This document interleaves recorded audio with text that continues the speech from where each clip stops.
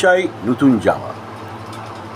দোকানে গিয়ে ঘেঁটে ঘেঁটে নতুন জামার গন্ধ শুকে শুকে নতুন জামা কেনা শৈশব, বাল্যবয়স কিংবা বৃদ্ধ সবারই কিন্তু মনে একটা ফুরফুরে আনন্দ জেগে ওঠে। দোকানে গিয়ে অনেক জামা কাপড়ের মাঝখানে নিজের পছন্দ মতো জামাটা কেনা কিংবা কিনে পরেও আচমকা ভালো লেগে যাওয়া, তারপরে কিনে পরে বাড়িতে এসে সেটা মন খুঁতখুত হওয়া, এর একটা আলাদা আনন্দ আছে। এই আনন্দ শুধুমাত্র দুর্গাপুজোয় পাওয়া যায়, এই আনন্দ শুধুমাত্র দুর্গাপুজোতেই আসে। ঠিক এইরকম গোগলা অঞ্চলের সভাপতি, তৃণমূল কংগ্রেস সভাপতি গৌতম ঘোষ সেই আনন্দের স্বাদ পাইয়ে দিল ভূঁইয়াপাড়ার 50 জন বালক এবং বালিকাকে। দোকানে নিয়ে গিয়ে দোকানের মাঝে বসিয়ে তাদের পছন্দ মতো তারা কিনে নিল। ছোট্ট ছোট্ট শিশুরা, ছোট্ট ছোট্ট বালকেরা তাদের পছন্দ মতো তারা জামা কিনল। তার সে আনন্দ, তার সে স্বাদ একেবারেই আলাদা। গৌতম ঘোষ তৃণমূল অঞ্চল সভাপতি এই স্বাদটা পাইয়ে দিলেন ছোটদের মধ্যে। অনেকটাই যেন অভিভাবক নিয়ে চলেছেন দোকানে, দোকান থেকে তাদের পছন্দ মতন জামা কাপড় কিনে নিচ্ছেন তারা হাসি মুখে, যেন ছোট্ট ছোট্ট উমারা তাদের পছন্দের জামা কিনছেন। এটা বোধহয় বাংলাতেই সম্ভব।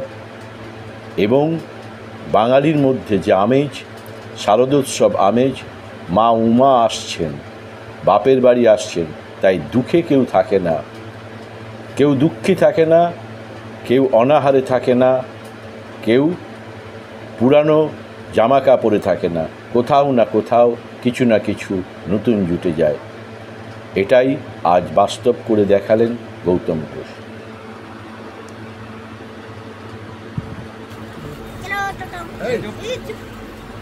বলো।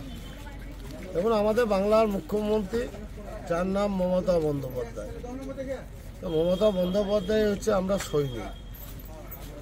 দিদির অনুপ্রেরণায়, সেনাপতি অভিষেক বন্দ্যোপাধ্যায়ের অনুপ্রেরণায় আর যার নির্দেশ, যিনি আমাকে বলে গেছেন, তিনি আমাদের দলের অভিভাবক, ক্যাপ্টেন, পশ্চিম বর্ধমান জেলা তৃণমূল কংগ্রেসের সভাপতি তথা পাণ্ডবেশ্বর বিধানসভা বিধায়ক নরেন্দ্রনাথ চক্রবর্তী।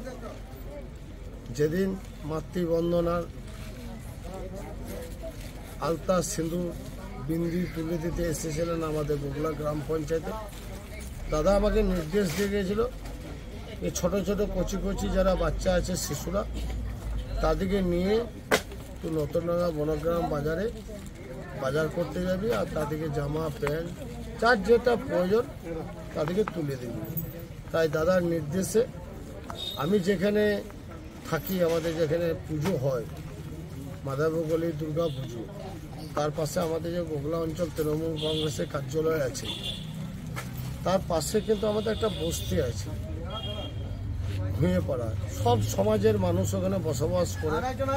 তো প্রতিবারের ন্যায় এই ছোটো ছোটো বাচ্চারা আমার কাছে আসে, আমার আনন্দ লাগে, ভালোবাসা পায়। সেই ভালোবাসা, এই দুর্গাপুজো একটা বাঙালির বড় উৎসব। এই উৎসবে সবাই যেন নতুন জামা কাপড় পরে দুর্গাপুজো যে ঠাকুর দেখতে যায়। বিগত দিনে দাদা মায়েদের হাতে শাড়ি তুলে দিয়েছেন বসন পড়া মায়ের অনুষ্ঠানে, মাতৃবন্দনার মাধ্যমে সিঁদুর, আলতা, বিন্দি তুলে দিয়েছে।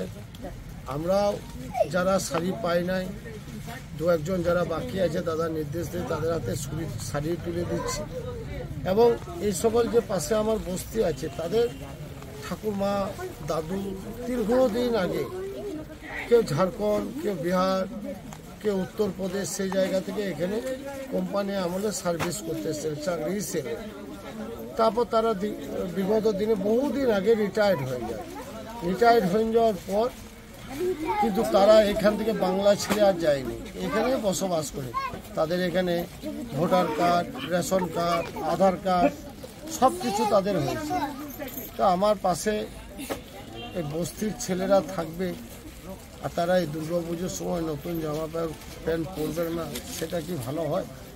তাই মমতা বন্দ্যোপাধ্যায়ের সৈনিক হিসেবে জেলা সভাপতি বিধায়কের নির্দেশে আমার মনে হলো যে দাদা আমাকে ঠিকই বলে গেছে, কচিকাঁচা থেকে নিয়ে শিশু থেকে নিয়ে তাদের সাথে তাদের দুজন গার্জেনকে সাথে নিয়ে এসে আজকে 50 জন ছেলে মেয়ে যারা শিশু তাদেরকে জামা প্যান্ট তুলে দিলাম।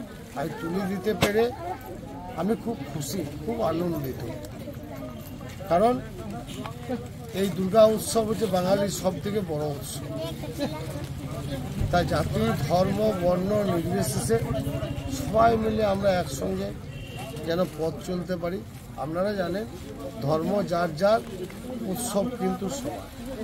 তাই আজকে খুব আনন্দ লাগছে যে ছোটো ছোটো বাচ্চা থেকে নিয়ে আজকে দোকানে এসে বাজার করছি।